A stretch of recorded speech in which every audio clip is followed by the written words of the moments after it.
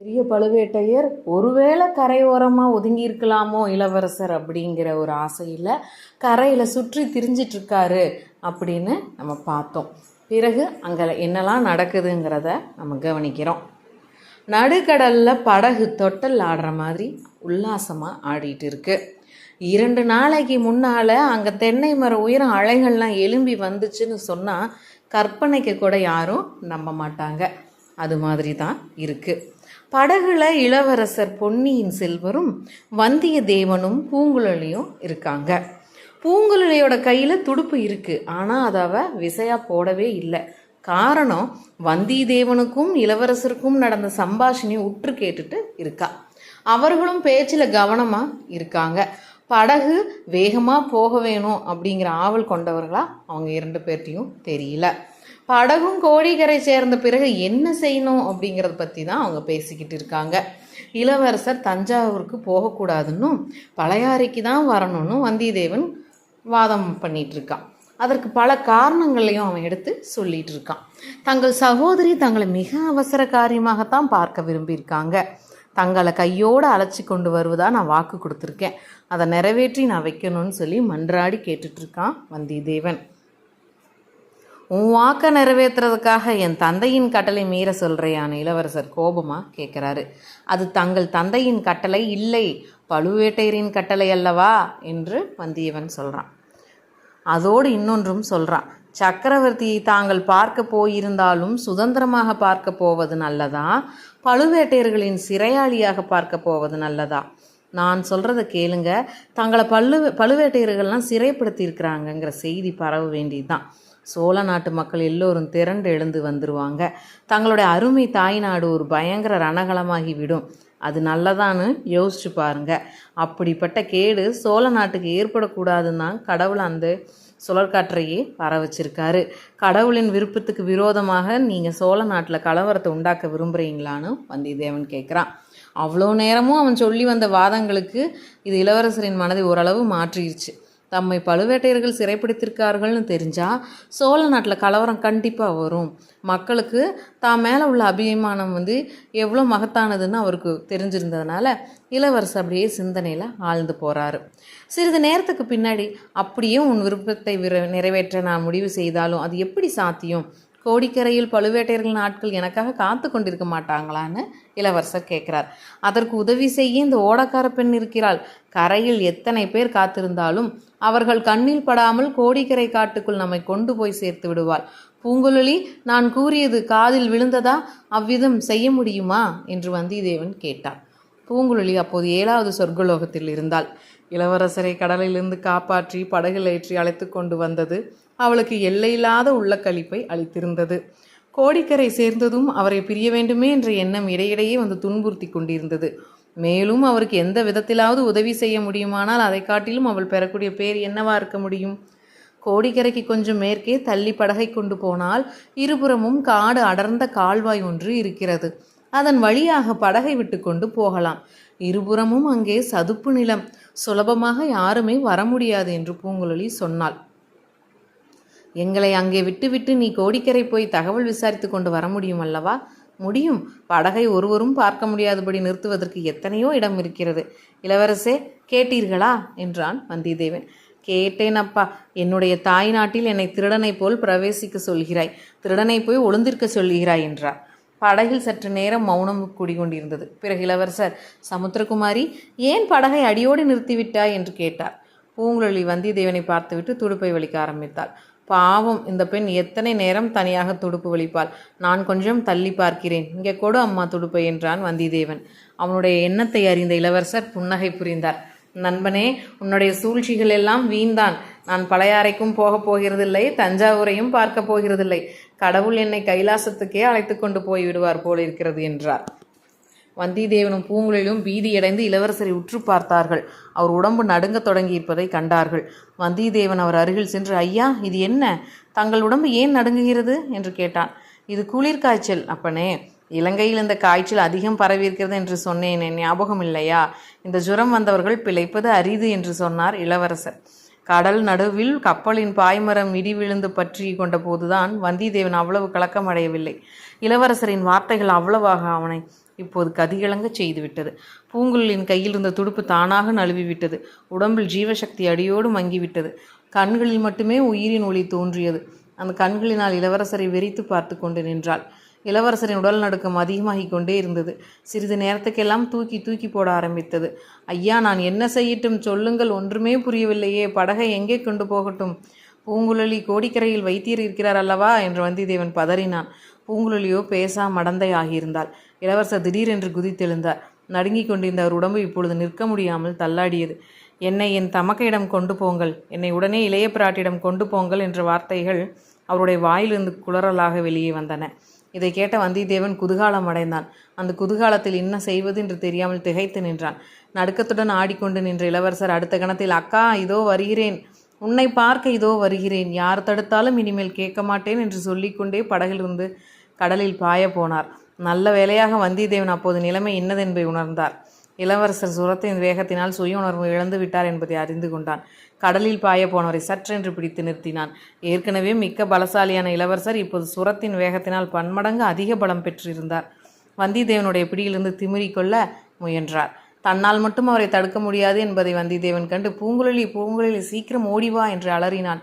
செயலற்ற நின்ற பூங்குழலி உயிர் பெற்றாள். ஒரு பாய்ச்சல் பாய்ந்து இளவரசர் அருகில் வந்து அவரை கடலில் விழாமல் தடுப்பதற்காக ஒரு கரத்தை பற்றினாள். சுர வேகத்தினால் இளவரசர் பெற்றிருந்த மத யானையின் பலம் உடனே மாயமாய் போய்விட்டது. சின்னஞ்சிறு குழந்தை போல் ஆனார். அக்கா, நீ சொல்கிறபடியே பேசாமல் படுத்துக்கிறேன். என் பேரில் வருத்தப்படாதே அக்கா. நீ ஒருத்தி இல்லாவிடில் என்னுடைய கதி என்ன என்று இளவரசர் கூறிவிட்டு விம்மினார். வந்தியத்தேவனும் பூங்குழலியும் இளவரசரை மெதுவாக படகில் படுக்க வைத்தார்கள். அதன் பிறகு பொன்னியின் செல்வர் சும்மா படுத்திருந்தார். அவருடைய கண்கள் எங்கேயோ வெறித்து பார்த்து கொண்டிருந்தன. அவருடைய வாயிலிருந்து ஏதேதோ வார்த்தைகள் குளறி குளறி வந்து கொண்டிருந்தது. சிலவற்றுக்கு பொருள் விளங்கின, பெரும்பாலும் சம்பந்தமற்ற வார்த்தைகளாகவே தோன்றியது. இளவரசரிடம் ஆலோசனை கேட்பதில் பயனில்லை என்பதை வந்தியத்தேவன் உணர்ந்தான்.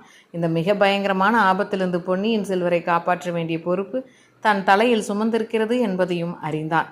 ஆனால் புத்திசாலியான இந்த பெண் ஒருத்தி இருக்கிறாள். இளவரசரை பாதுகாப்பதில் தன்னை போலவும் இவளும் கவலை கொண்டவள்தான். பின்னர் எத்தனையோ அபாயங்களிலிருந்து தன்னை தப்புவித்த கடவுளின் கருணையும் இருக்கவே இருக்கிறது. பூங்குழலி, படகை இனிமேல் வேகமாக செலுத்தி கொண்டு போக வேண்டியதுதானே என்றான் வந்தியத்தேவன். பூங்குழலியின் கரங்கள் இழந்திருந்த வலிமை மீண்டும் பெற்றன. படகு துரிதமாக சென்றது. வந்தியத்தேவன் இளவரசரின் அருகிலேயே உட்கார்ந்திருந்தான். மறுபடியும் அவர் சுரவேகத்தில் கடலில் குதித்து விட்டால் என்ன செய்வது என்பதை நினைத்தபோது அவன் கதி கலங்கியது. ஆகையால் சர்வ ஜாக்கிரதையாக அவரை பார்த்து கொண்டே இருந்தான். அதே சமயத்தில் மேலே செய்ய வேண்டியது என்னவென்பது பற்றியும் அவன் உள்ளம் தீவிரமாக சிந்தனை செய்தது. பெண்ணே, உனக்கு என்ன தோன்றுகிறது? நாம் துணிந்து கோடிக்கரைக்கே போய்விடலாமா? இளவரசரை பாதுகாப்பதற்கு உன் குடும்பத்தார் உதவி செய்வார்கள் அல்லவா என்று கேட்டான்.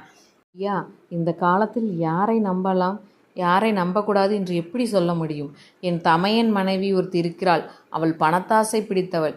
என் தந்தைக்கு படி அளப்பவள். பழுவேட்டையர்கள் அல்லவா என்றாள் பூங்குழலி. மேலும் தங்களை பிடிக்க வந்த பழுவூர் ஆட்கள் இன்னும் கோடிக்கரையில் தங்கியிருக்கலாம். இளவரசரின் வரவை எதிர்பார்த்து மேலும் புதிய ஆட்களும் வந்திருக்கலாம் என்று தொடர்ந்து கூறினார்.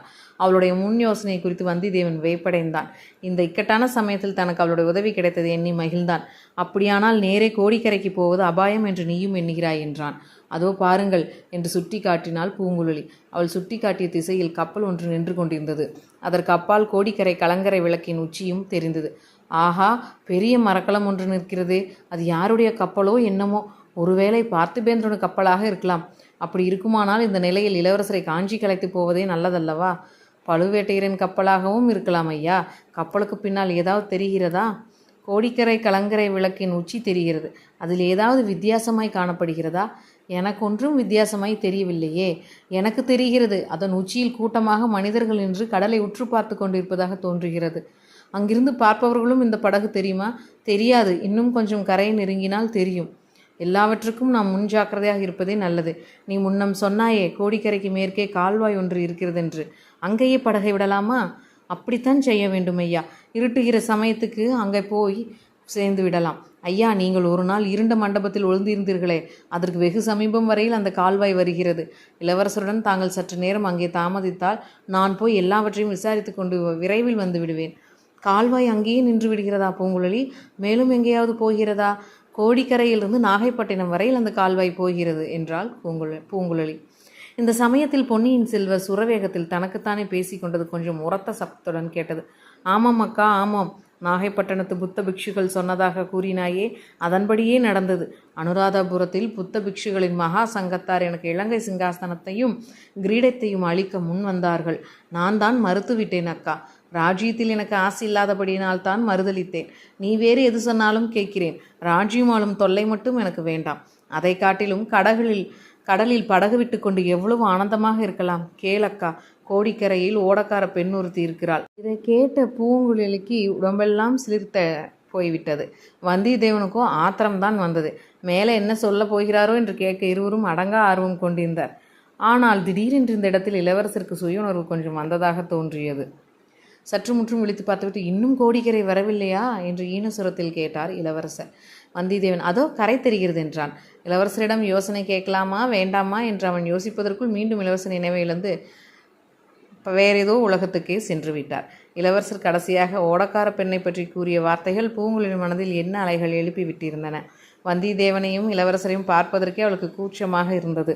ஆகையால் படகு சென்ற திசையே பார்த்த வண்ணம் துடுப்பை போட்டு கொண்டிருந்தாள். அதிகாரும் கப்பல் நின்ற இடத்தை நோக்கி சென்ற படகு இப்போது திசை திரும்பி தென்மேற்கு பக்கமாக சென்று கொண்டிருந்தது. இருட்டுகிற நேரத்தில் கடலிலிருந்து பூமிக்குள் குடைந்து சென்ற கால்வாயின் உள்ளே பிரவேசித்தது. பூங்குழலி கூறியது போலவே அங்கு இருபுறமும் கரைகள் உயர்ந்த மேடாக இருந்தன. அந்த மேட்டு கரைகளில் மரங்கள் அடர்த்தியாகவும் உயரமாகவும் வளர்ந்திருந்தன. படகை கரையோரமாக நிறுத்திவிட்டு பூங்குழலி மெல்லிய குரலில், ஐயா, சற்று படகை பார்த்து கொள்ளுங்கள் என்று சொல்லிவிட்டு கரையில் இறங்கினாள். கரையில் வளர்ந்திருந்த உயரமான ஒரு மரத்தின் மேல் ஏறி சுற்றுமுற்றும் பார்த்தாள். பிறகு அவசரமாக இறங்கி வந்தாள். நல்ல வேளை இங்கே வந்தோம். கடற்கரையோரமாக சுமார் ஒரு காத தூரத்துக்கு ஆட்கள் நின்று காவல் புரிகிறார்கள். கலங்கரை விளக்கின் அருகில் ஒரு கூட்டமும் கோஷமுமே இருக்கிறது என்றார். யாராக இருக்கும் என்று இது ஏதாவது தெரிகிறதா என்றான் வந்தியத்தேவன் ஆவலுடன். நன்றாய் தெரியவில்லை. ஆனால் பழுவேட்டையரின் ஆட்களாய்த்தான் இருக்க வேண்டும். வேறு யாராக இருக்க முடியும்? எப்படி இருந்தாலும் நான் சொன்ன இடத்துக்கு முதலில் போய் சேருவோம். இரவு 2ஆம் ஜாமத்துக்குள் நான் என் வீட்டுக்கு போய் எல்லாவற்றையும் நிச்சயமாக தெரிந்து கொண்டு வருகிறேன் என்றார்.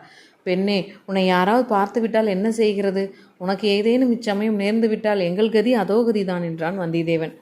ஐயா, என் உயிரை பற்றி இத்தனை நாளும் நான் லட்சியம் செய்ததே இல்லை. இன்றைக்குத்தான் கவலை பிறந்திருக்கிறது. இளவரசருக்கு அபாயம் நீங்கும் வரையில் என் உயிர் கொன்றும் வராது என்றாள் பூங்குழலி. படகு கால்வாய்க்குள் மெல்ல மெல்ல சென்றது. சப்தம் சிறிதும் வெளியில் கேளாதபடி மிக மெதுவாக பூங்குழலி துடுப்பு வலித்தாள். கால்வாயின் இருபுறமும் இருள் சூழ்ந்திருந்து கரை ஓரமாக உயர்ந்து வளர்ந்த மரங்களின் கரிய நிழல்கள் கால்வாயில் விழுந்து அதன் கரிய நீரை மேலும் கரியதாக்கின. வானத்திலிருந்து விண்மீன்கள் எட்டி பார்த்தன. வந்தியத்தேவனைப் போலவே நட்சத்திரங்களும் மிகுந்த கவலையுடன் அப்படகின் போக்கை கவனித்ததாக தோன்றியது. நீரில் பிரதிபலித்த நட்சத்திரங்கள் கரையில் இருந்த மரங்கள் காற்றில் ஆடிய போது அவற்றின் நிழலும் ஆடியபடியால் அடிக்கடி சலனம் அடைந்து கொண்டிருந்தன. வந்தியத்தேவனுடைய உள்ளத்தின் சஞ்சலத்தை அவை சரியாகவே பிரதிபலித்தது. ஒரு யுகம் போல தோன்றிய ஒரு நாழிகை நேரம் படகு கால்வாயில் சென்ற பிறகு பூங்குழலி படகை கரையோரமாக நிறுத்தினாள். பூங்குழலி கால்வாயின் கரை மீதேறி காட்டு வழியில் புகுந்து சென்றாள். அதாவது அவளுடைய உடம்பு சென்று கொண்டிருந்தது. அவளுடைய உயிர் கால்வாயில் விட்டிருந்தபடியே படகிலேயே வட்டமிட்டு கொண்டிருந்தது. அந்த முன்னிருட்டி நேரத்தில் முச்செடிகள், மேடு, பள்ளங்கள், காட்டு ஜந்துகள் ஒன்றையும் லட்சியம் செய்யாமல் அதிவிரைவாக நடந்து சென்றாள். தடைகள் இல்லாத இடங்களில் ஓடவும் செய்தாள். நேரே கோடிக்கரை குலகர் கோயிலை குறி வைத்து கொண்டு போனாள். அவள் கோயில் வாசலை அடைந்திருக்கும் குருக்கள் சுவாமி சன்னதியின் கதவை பூட்டுவதற்கும் சரியாக இருந்தது. அக்கம் பக்கம் பார்த்து வேறு யாரும் இல்லை என்று தெரிந்து கொண்டாள். கதவை பூட்டிவிட்டு திரும்பிய குருக்கள் எதிரில் போய் நின்றாள். குருக்கள் அவளை அந்த நேரத்தில் பார்த்து சிறிது வியப்படைந்தார். அவளுடைய சுபாவத்தை நன்கு அறிந்தவராக இருந்தும் கூட கொஞ்சம் திடுக்கிட்டு திகைத்து போய்விட்டார். நீயா பூங்குழலி? வேறு யாரோ என்று பார்த்தேன். கோடிக்கரை முழுதும் தான் ஒரே அமர்க்கலப்படுகிறதே. எங்கே அம்மா, உன்னை கொஞ்ச நாளாக காணோம். இவ்வளவு தடபுடலிலும் உன்னை பற்றி தகவல் இல்லையே என்று இன்று சாயங்காலம் கூட யோசித்தேன் என்றார். வெளியூருக்கு போயிருந்தேன் சுவாமி. ஏதோ அமர்க்கலாமல் இருக்கதா சொன்னீங்களே, உங்களிடம் விசாரிக்கலாம் தான். கடற்கரையெல்லாம் நிற்பவர்கள் யார் என்றாள் பூங்குழலி. உனக்கு ஒன்றுமே தெரியாதா? வீட்டு பக்கம் போகவே இல்லையா? வீட்டு பக்கம் போனேன். அங்கே யார் யாரோ கூட்டமாக இருக்கவே திரும்பி விட்டேன். புது மனிதர்களை கண்டால் எனக்கு பிடிக்காது என்றுதான் உங்களுக்கு தெரியுமே. வந்திருப்பவர்கள்லாம் யார்? பெரிய பழுவேட்டையர் வந்திருக்கிறார். அவருடைய இளையராணி வந்திருக்கிறாள். அவர்களுடைய பரிவாரங்கள் வந்திருக்கிறார்கள். இன்னும் காஞ்சிபுரத்து பார்த்திபேந்திரன் பல்லவனாம், அவனும் வந்திருக்கிறான். வெறுமனே வரவில்லை, பயங்கரமான செய்தியுடன் வந்திருக்கிறான். உனக்கு அது கூட தெரியாதா பூங்குழலி? அது என்ன பயங்கரமான செய்தி? எனக்கு ஒன்றுமே தெரியாது. அந்த பாவியினுடைய கப்பலில் இளவரசர் பொன்னியின் செல்வரும் வந்தாராம். வழியில் சுழல் காற்று அடித்ததாம். யாரையோ காப்பாற்றுவதற்காக இளவரசர் கடலில் குதித்து விட்டாராம். பிறகு அகப்படவே இல்லையாம். ஒருவேளை இந்த கடற்கரையில் வந்து ஒதுங்குவாரா என்று பார்ப்பதற்காகத்தான் பழுவேட்டையரின் ஆட்கள் கோடிக்கரை எங்கும் அலைகிறார்கள். ஏன், அவருடைய இளையராணி கூட அலைகிறாள். சற்று முன்னால் இங்கே கூட அந்த அம்மாள் வந்திருந்தாள். பூங்குழலி, பழுவூர் இளையராணி பற்றி ஜனங்கள் என்னவெல்லாம் பேசிக்கொள்கிறார்கள். அதெல்லாம் சுத்த தவறு. நம் இளவரசருக்கு நேர்ந்த கதியை குறித்து அந்த அம்மாள் எப்படி துடிக்கிறாள் தெரியுமா? அப்படியா குருக்கள் ஐயா? பழுவூர் ராணியின் நல்ல குணத்தை பற்றி தாங்கள் சொல்வது எனக்கு சந்தோஷமாக இருக்கிறது. ஆனால் இங்கே எதற்காக அந்த ராணி வந்தாளாம்? இளவரசர் எப்படியாவது உயிரோடு அகப்பட வேண்டும் என்று குளக்கரை பிரார்த்தித்துக் கொள்வதற்காக வந்தாளாம். உன்னை போல் எல்லோரும் கல் நெஞ்சு படைத்தவர்களாக இருக்கிறார்களா? இளவரசரை பற்றிய பயங்கர செய்தி கேட்டுக்கூட நீ துளி கூட கலங்கவில்லையே. நாம் கலங்கி என்ன பயன் சுவாமி? எல்லாம் விதியின்படி நடக்கும் என்று நீங்களே எத்தனையோ தடவை சொல்லியிருக்கிறீர்களே. அது போனால் போகட்டும். அவ்வளோ பெரிய மனிதர்கள் வந்திருக்கும் போது நான் என் வீட்டுக்கு போக விரும்பவில்லை. கையிலே வைத்திருக்கும் பிரசாதத்தை என்னிடம் கொடுத்து விட்டு போங்கள். நான் இங்கேயே சாப்பிட்டு விட்டு கோவிலேயே இருந்து விடுகிறேன். நீ ஒரு தனிப்பிறவிதான் பூங்குழலி. பெரிய மனிதர்கள் வந்தால் எல்லோரும் அவர்களை போய் பார்க்கவும் பழக்கம் செய்து கொள்ளவும் விரும்புவார்கள். உனக்கு வேற்று மனிதர்களையே பிடிப்பதில்லை. அதிலும் பெரிய மனிதர்கள் என்றால் ஒரே பயம். பெரிய மனிதர்கள் என்றால் உன்னை கடித்து விழுங்கியா விடுவார்கள்? எதற்காக இந்த காட்டில் தனியாக இருக்க வேண்டும்? குருக்கள் ஐயா, பிரசாதத்தை கொடுக்க உங்களுக்கு இஷ்டம் இல்லாவிட்டில் வேண்டாம். என்னை வீணாக திட்டாதீர்கள். சிவசிவா, உன்னையே நான் திட்டுகிறேன். இந்த பிரசாதம் உன் பசிக்கு போதாதே என்று பார்த்தேன். தாராளமாய் வாங்கிக்கொள் என்று அர்ச்சகர் துணியில் கட்டி வைத்திருந்த சுவாமி பிரசாதத்தை கொடுத்தார்.